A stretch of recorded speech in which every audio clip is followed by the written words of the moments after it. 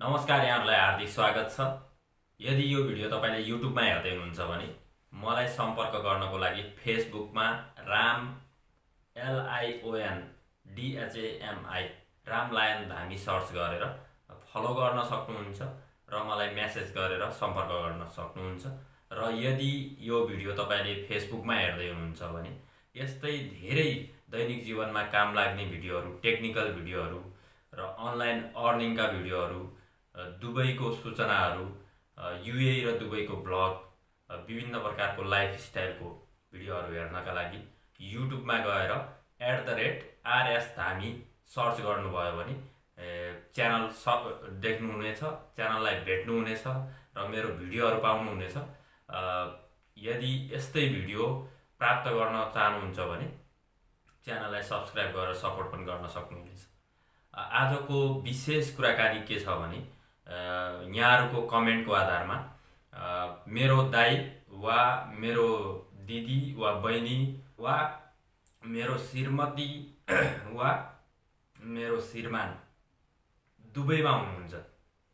म पनि दुबई जान चाहन्छु, त्यो पनि रिलेसन सर्टिफिकेट बनाएर भन्ने तपाईलाई लाग्छ भने तपाईको एकजनाको मैले कमेन्ट दिँदैछु।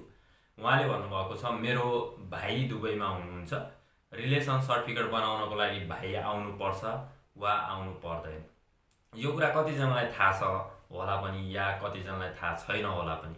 यदि तपाईँ रिलेसन सर्टिफिकेट बनाउन चाहनुहुन्छ भने कुन रिलेसन भित्र चाहिँ रिलेसन सर्टिफिकेट बनाएर हामी विदेश जान सक्छौँ भन्ने कुरा मैले बनाइसकेको छु। पहिलाको भिडियो हेर्न सक्नुहुनेछ तपाईहरुले।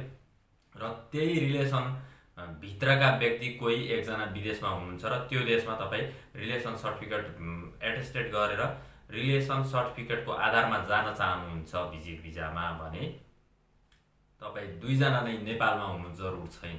कुरा बुझिसक्नुभयो होला। तपाईँ एकजना चाहिँ नेपालमा हुनुपर्छ।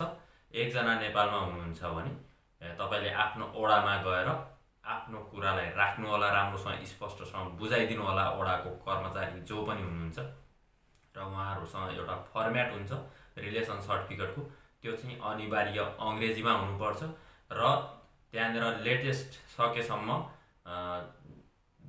सकेसम्म हैन, लेटेस्ट फोटो दुईजनाकै पिपी साइजको रिलेसन सर्टिफिकेट जसको तपाईँ एउटा सर्टिफिकेट भित्र नाम राख्न चाहनुहुन्छ उहाँहरु सबैजनाको फोटो चाहिन्छ। उहाँहरुको पासपोर्ट नम्बर, नागरिकता नम्बर यो चाहिन्छ। तपाईले नागरिकताको कपी लगेर जानुभयो भने रिलेसन सर्टिफिकेट बन्छ, तपाईको ओडामा बनाइदिन्छ। तर एकजना मात्रै भए हुन्छ। विदेशमा हुने मान्छे रिलेसन सर्टिफिकेटको लागि बनाउनको लागि मात्रै नेपालमा हुनु जरुर छैन। कुरा बुझिसक्नु भएको छ होला। यदि यो भिडियो तपाईलाई इन्फर्मेटिभ लाग्यो भने भिडियोलाई शेयर गरिदिनु होला। यहाँहरुको महत्त्वपूर्ण समयको लागि आभारी छु। हस्त, नमस्ते, सर्वे भवन्तु सुखिनः।